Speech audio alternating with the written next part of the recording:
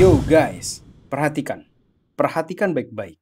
Bitcoin dalam bahaya koreksi yang cukup dalam. Inikah saatnya kita untuk panik buy atau panik sell, ataukah kita malah santai saja, kita enjoy the ride kali ini teman-teman? Dan ada beberapa yang akan kita discuss kali ini yang saya ajak sahabat Black Cuan untuk diskusi ataupun sharing di sini. Untuk itu, let's dive in, my friend.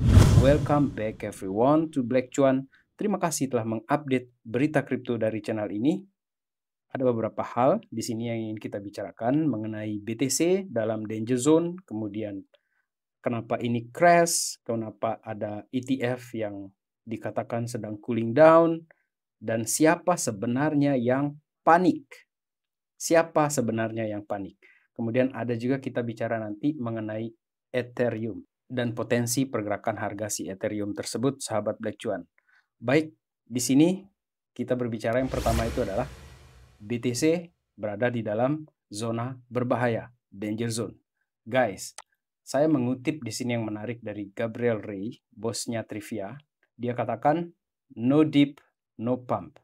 Apa yang terjadi pada saat ini, di siklus bull run kali ini, terjadi koreksi 20%, 30%, itu merupakan bagian yang tidak terelakkan ketika terjadinya bull runs di Bitcoin ini, ataupun di altcoins teman-teman.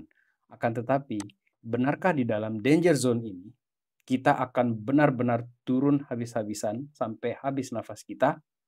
Menurut riwayat di sini diberikan oleh Reg Capital di sini, bahwa terjadi koreksi 20% dip, 40% dip sebelum halving, dan itu merupakan koreksi yang dianggap sebagai hal yang wajar untuk terjadinya pergerakan selanjutnya dari si Bitcoin. Akan tetapi kita sedikit mengoreksi di sini mengenai kejadian di 2016, karena kalau di tahun 2020, oke lah terjadi koreksi 20% karena ada COVID crash pada saat itu kejadian yang anomali di luar ekspektasi orang-orang mengenai pergerakan di bull market.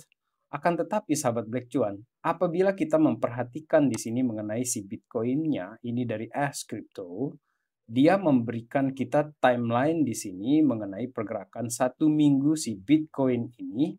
Akan tetapi yang menarik, 40% yang dikatakan oleh Reg Capital di sini, yang di-quote oleh Daily Hold ya sahabat Black Cuan.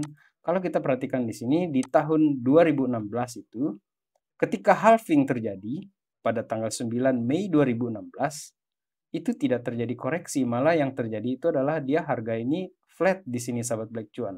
Malah setelah itu dia pump tinggi sekali pergerakan dari si Bitcoin.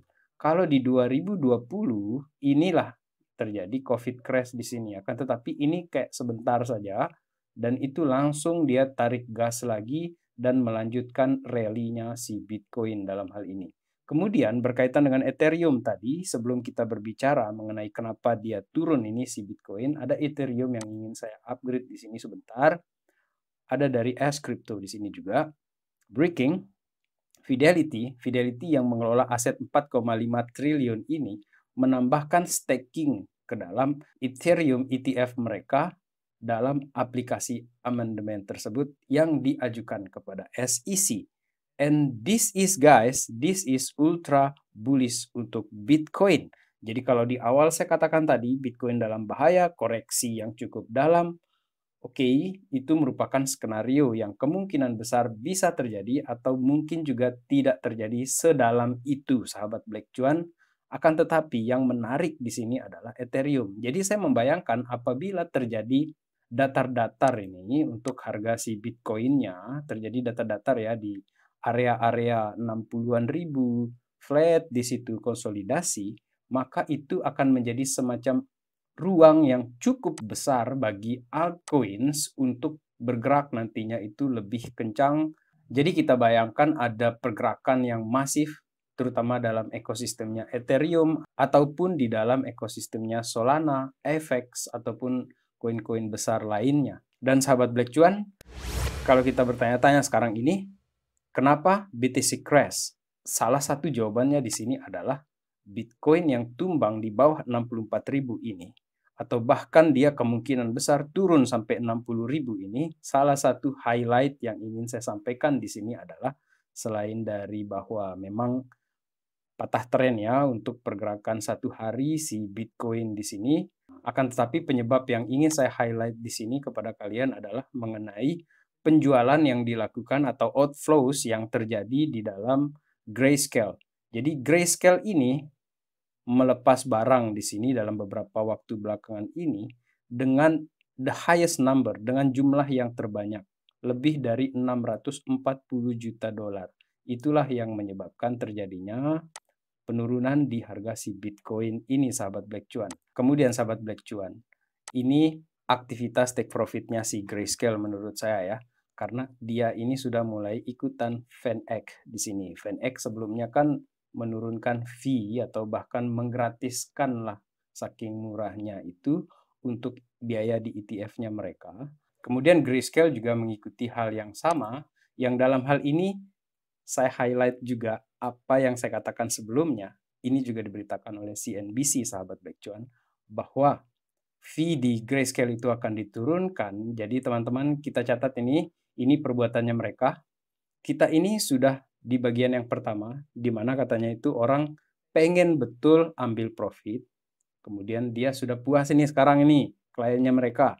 Kemudian di mana orang juga atau kliennya mereka ingin beli aset ini. Dan kayaknya kedua pihak ini sudah cukup puas sekarang ini.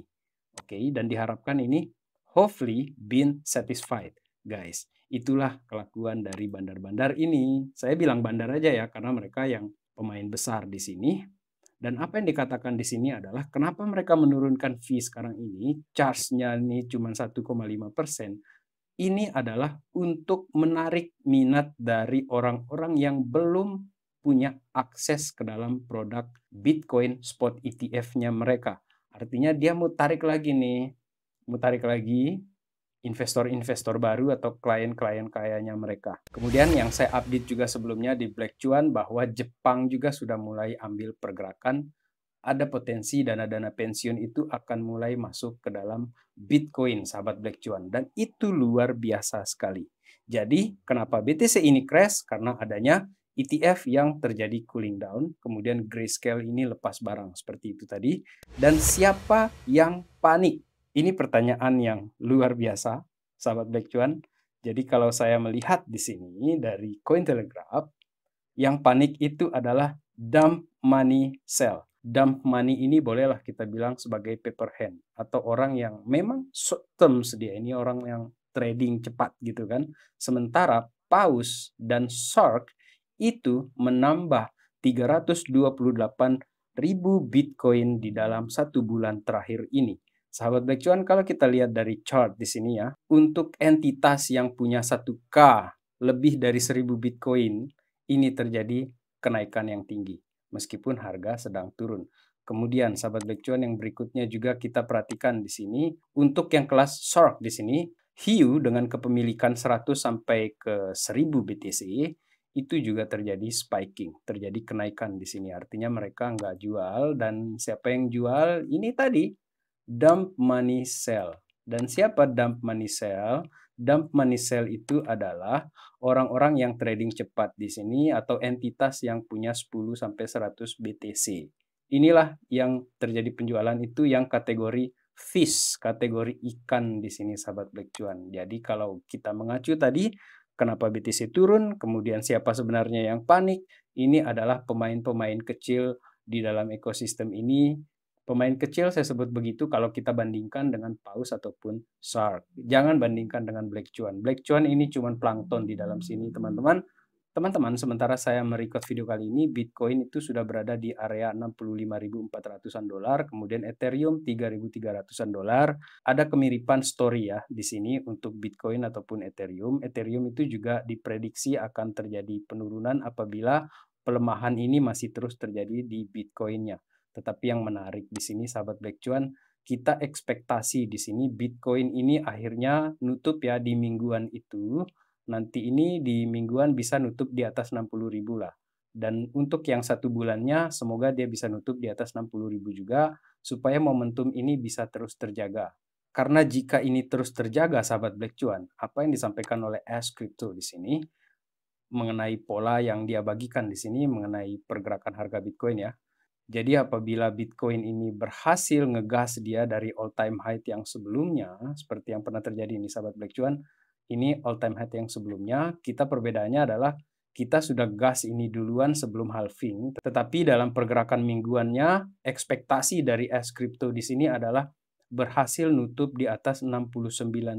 Tetapi dalam skenario ini sahabat Black Cuan, apabila berhasil ini menutup nanti itu di 69.000 ya, dari harga yang sekarang ini, itu ekspektasi yang memang cukup berisiko dengan kondisi kita yang sekarang ini, tetapi itu juga skenario yang tidak boleh kita lewatkan. Dan kalaupun dia terjadi penurunan sahabat Black Cuan, seperti dikatakan oleh dia di sini, akan terjadi main harga itu di area 52 sampai ke 70K, di mana ada putaran uang yang menurut saya bisa saja terjadi dari Bitcoin ini ke altcoin, semacam Ethereum ataupun altcoins yang lainnya, mereka akan punya nafas, artinya punya pergerakan, dapatlah suntikan napas baru, mereka ini gerak dulu dia naik, sementara si Bitcoinnya ini berada di area konsolidasi. Dan itu skenarionya dalam hal ini sahabat Black Cuan. Jadi dalam 2-3 bulan ke depan apabila ini skenario terburuk kita bicara, turun parah nih si Bitcoinnya, tidak melanjutkan tren di sini seperti yang diinginkan, maka kita harus bersabar selama kurang lebih 2 atau 3 bulan ke depan. Dan terakhir di sini saya ingin berbicara mengenai Ethereum, targetnya itu akan keberapa.